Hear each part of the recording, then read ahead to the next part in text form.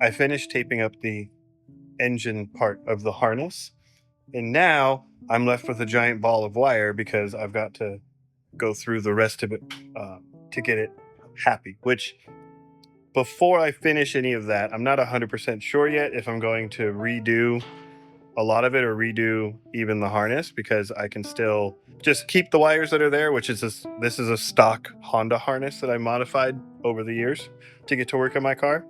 So I can either leave it that way, or I can leave it or change it and go through all the wires and connectors and like repin stuff and whatnot. So I haven't 100% decided if I want to do that yet. This is what I've landed on. It's nothing, special or cool. It's just everything has enough little wiggle room for it to plug in and it can move. It's not, yanked short or hidden or anything like that. This one's just going over the upper radiator hose, which it's not really going to be touching it. And I'm probably going to put a little like P-clamp here. And then I got my transmission neutral safety switch and reverse cutout or lockout.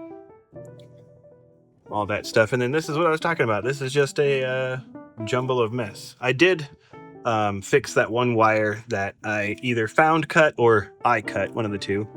And then those are 3 wires that I'm not going to be putting back in. So right now I'm probably going to go under the dash and show you that, which is much worse than this.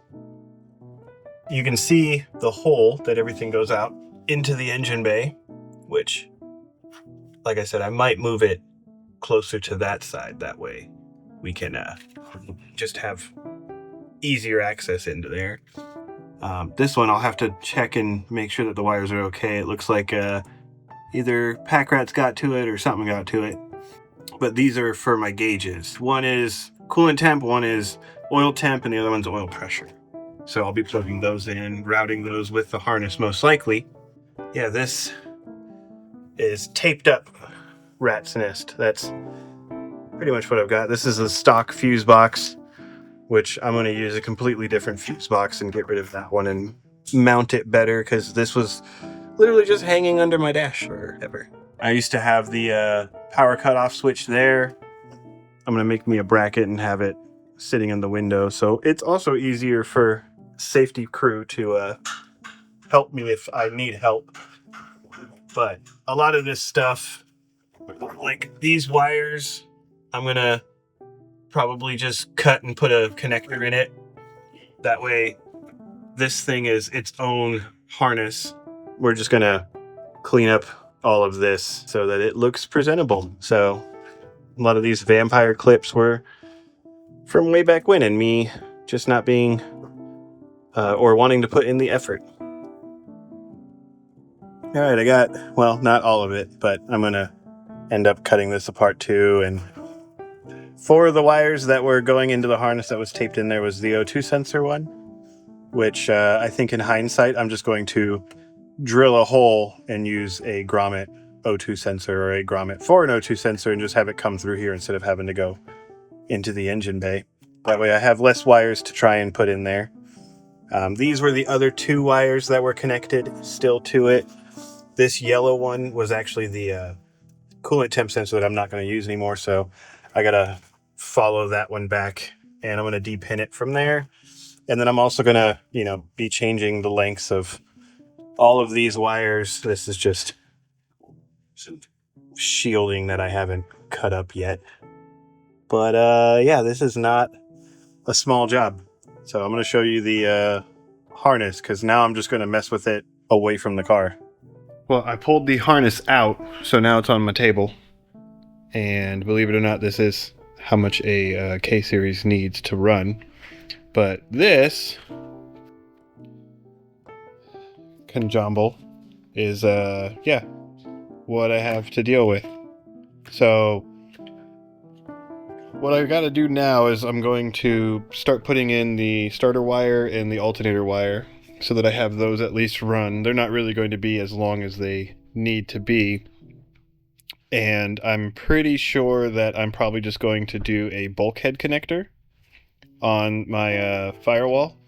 That way all these wires will stop in one point, and then these wires will pick up on the other side of it. And that will, I'll shorten a lot of this stuff, because That's, me not shortening wires is how this happened. And apparently I just thought it was a good idea to tape it up.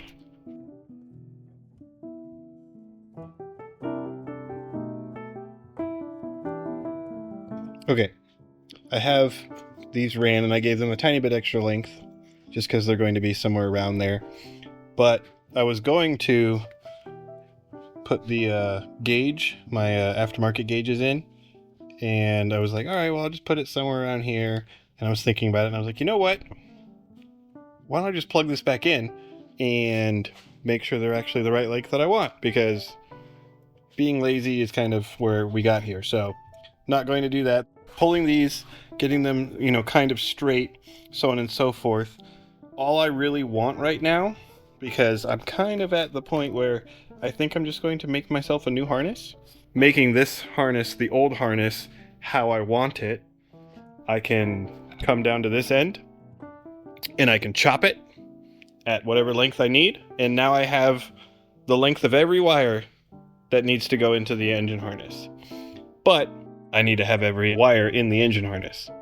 I'm pretty sure I got them all. The gauges for the coolant temp, oil pressure, crank sensor, my VVT sensor, both cam sensors, coil packs, alternator wire, starter wire.